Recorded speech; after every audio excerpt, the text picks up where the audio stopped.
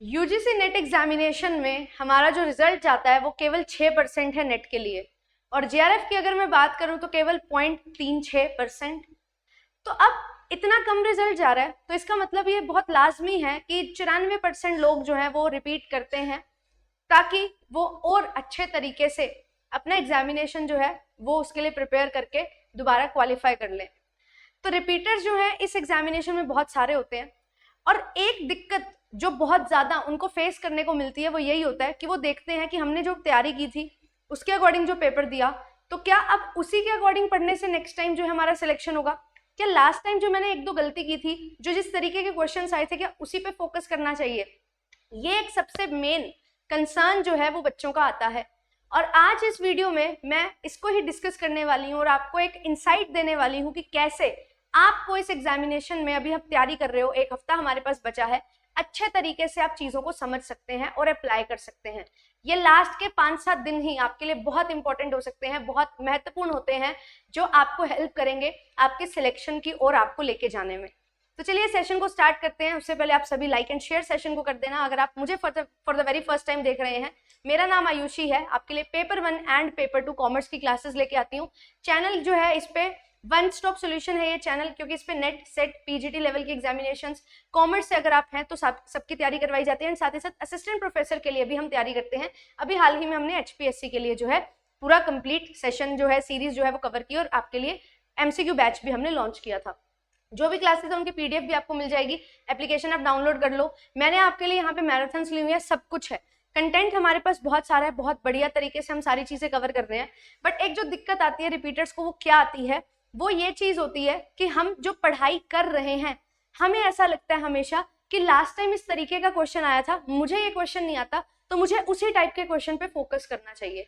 तो हम जो अपना प्रीवियस एक्सपीरियंस है ना, उस प्रीवियस एक्सपीरियंस के बेसिस पे कोशिश करते हैं अपनी तैयारी करने की, और ये प्रीवियस एक्सपीरियंस जो है ये हमें आगे बढ़ने से रोकता है, और जो चीजें बहुत ज्यादा इंपॉर्टेंट हैं वो करने से रोकता है, क्योंकि हमारा दिमाग वहीं पे स्टक रह जाता है, यार पिछली बार ये नहीं किया था और यहीं से क्वेश्चन ज्यादा बने थे तो इसी को करना चाहिए।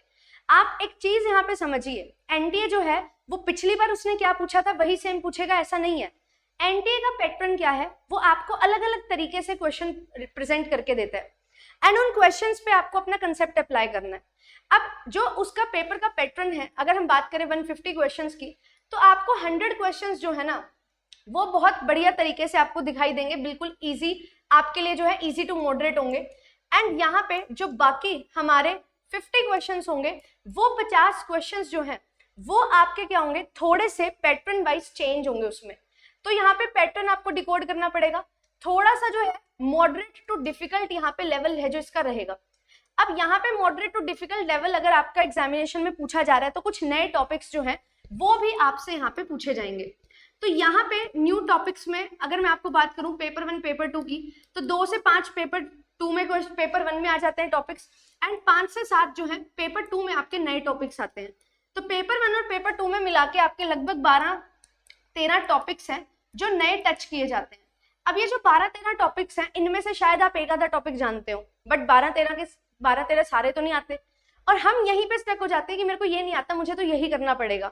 बट आप ये समझो, एनटीए जो है अगली बार फिर वो 12-13 नए टॉपिक आपको देने ही वाला है। तो एवरी टाइम यहाँ पे क्या होगा, आपके पास 10 से 12 या मैं बोल दूं मैक्सिमम 15 न्यू टॉपिक्स जो है ना वो तो आपको देखने को मिलेंगे ही। तो अगर आप सिर्फ वो न्यू टॉपिक्स की बात कर रहे हो और उसको लेके बैठे हो, और बाकी जो आपके क्वेश्चंस हैं उनको नहीं देख रहे हो, आप अपने जो है 130 क्वेश्चन, बाकी वाले जो रिमेनिंग 130 क्वेश्चन है इनको स्किप कर रहे हो, तो यहीं पे ही सबसे बड़ी गड़बड़ है जो हो रही है। आपका एग्जामिनेशन उस वजह से नहीं रुका कि आपने जो है 10-12 नए टॉपिक्स नहीं पढ़े थे, आपका एग्जामिनेशन इस वजह से नहीं हुआ कि आपने जो बाकी बचे हुए क्वेश्चंस थे ना उन पे ज्यादा अच्छे से रिवीजन नहीं की थी। तो फोकस करिए कि इन टॉपिक्स को, इन क्वेश्चंस को हम रिवाइज करें, इनकी रिविजन अच्छे से करें, मॉक टेस्ट अच्छे से प्रैक्टिस करें, एंड जो भी आपके नए क्वेश्चंस, नए टॉपिक्स बनने हैं वो तो बनेंगे ही। सो मेक श्योर कि जो आपका बेस है, जो मेजर चंक आपका बार बार पूछा जाता है, मोस्ट रेपिटेटिव चीज है, उसको आप इतना सॉलिड कर लो कि वहां से आपके नंबर ना कटे, क्योंकि एग्जामिनेशन में हमें 150 में से 150 क्वेश्चन कभी भी सही नहीं करने होते, हमें चाहिए 110 क्वेश्चन का टारगेट। 110 क्वेश्चन का टारगेट होगा तो ऑटोमेटिकली आप कट ऑफ तक पहुंच जाओगे, 105 तक अच्छे से अचीव कर लोगे। सो मेक श्योर कि आप जो हर बार नए टॉपिक्स आ रहे हैं सिर्फ और सिर्फ इन पे फोकस करते हुए ना चलें।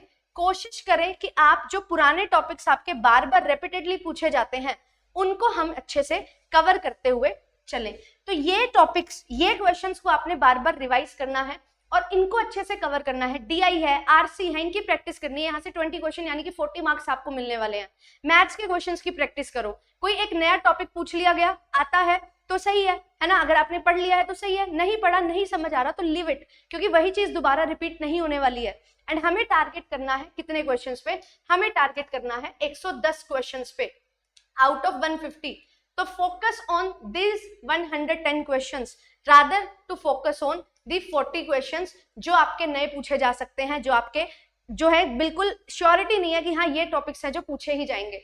तो इनकी बजाय इन पे अगर आप फोकस करोगे, इनको अच्छे से रिवाइज करोगे तो आपका जो है कंसेप्ट भी अच्छा होगा, स्ट्रॉन्ग बनेगा। कंसेप्ट स्ट्रॉन्ग बनेगा तो उसके नंबर ऑफ क्वेश्चंस आप प्रैक्टिस करोगे, तो नंबर ऑफ क्वेश्चन से आपको वैरायटी मिलेगी और किस तरीके से क्वेश्चन बन सकता है वो सारी चीजें आपको पता लगेंगी। तो एप्लीकेशन जो है वो आपके लिए बहुत ईजी हो जाएगी और जितना ज्यादा एप्लीकेशन पे काम करोगे उतना ही बढ़िया तरीके से पेपर में भी आप क्वेश्चंस को अटेम्प्ट कर पाओगे। सो मेक श्योर कि जो हमारे पास टाइम बचा है 5 से 7 दिन का, ये टाइम हम जो है सिर्फ और सिर्फ पुराना जो हमने पढ़ा है उसको रिवाइज करने में लगाएं, रिविजन पे फोकस करें। हमेशा याद रखना जो 10-12 क्वेश्चन नए आए हैं उसकी वजह से सिलेक्शन नहीं रुकता। जो पुराने हमारे क्वेश्चन बार बार रिपीट हो रहे हैं उनको हम अच्छे से नहीं करते, इस वजह से हमारा सिलेक्शन जो है वो रुक जाता है और हम अपने माइंड को फूल करते रहते हैं कि अरे नए क्वेश्चंस की वजह से ऐसा हो गया, जबकि ऐसा नहीं है। पुराने क्वेश्चंस अगर मैं पिछले 5 साल को एनालाइज करूँ ना तो मुझे साफ साफ दिखाई देता है कि जो टॉपिक्स है, चुनिंदा टॉपिक्स हर यूनिट के, वो बार बार रिपीट हो रहे हैं। हाँ, कभी किसी तरीके से, कभी किसी तरीके से, और वो जो 10-12 क्वेश्चन, 15 क्वेश्चन अलग आ रहे हैं वो भी हर बार हमेशा आपको देखने को मिलेंगे, बट वो हमेशा ही अलग आएंगे क्योंकि एनटीए ने कुछ नया पूछना ही है। सो मेक श्योर कि जो आपका 120-130 क्वेश्चन का पोर्शन है जो आपका रेपिटेटिवली पूछा जा रहा है उसी पे हम फोकस करके उनमें से 110 क्वेश्चन निकालने की कोशिश करें। एंड क्योंकि इस एग्जामिनेशन में नेगेटिव मार्किंग नहीं है तो बाकी जो बचे हुए क्वेश्चंस हैं उनमें भी आप तुक्के लगा सकते हो, सिलेक्शन बाय एलिमिनेशन कर सकते हो, तो भी आपके चांसेस हो जाते हैं कि आप वहां से भी 5-10 क्वेश्चन जो है वो सही कर सकते हैं out of 20 to 30 questions. So make sure कि आप इस तरीके से चीजों को लेके चलें एंड नए टॉपिक्स को छोड़ के जो पुराने इंपॉर्टेंट टॉपिक्स हैं उन पे फोकस करें, जो कोर है उन पे फोकस करें एंड उन्हीं टॉपिक से अपने नए क्वेश्चंस जो हैं उनको अच्छे से प्रैक्टिस करें एंड एप्लीकेशन की ओर बढ़ते चलें।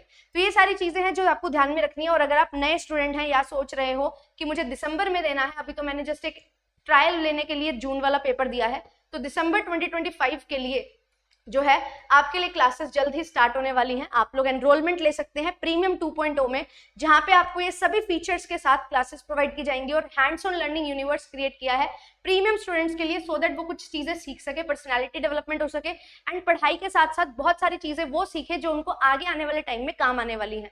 तो ये सारी चीजें आपके लिए होंगी। And yes, of course paper 2 के साथ कॉम्प्लीमेंट्री पेपर 1 कंप्लीट आपको मिलेगा, टेस्ट सीरीज मिलेंगी, साथ साथ हैंड बुक्स मिलेंगी updated and previous year papers की बुक आपको मिलने वाली है। साथ ही साथ रिसर्च प्रपोजल पे भी इस बार काम करेंगे, not for UGC net and JRF but beyond that.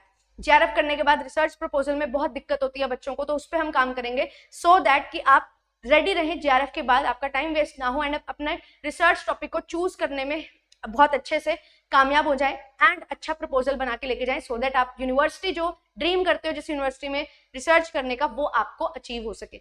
ये सारी चीजें के साथ हम लोग आपके साथ जुड़ते हैं। जेआरएफ अड्डा ऑफलाइन ऑनलाइन दोनों तरीके से आपके साथ जुड़ा हुआ है।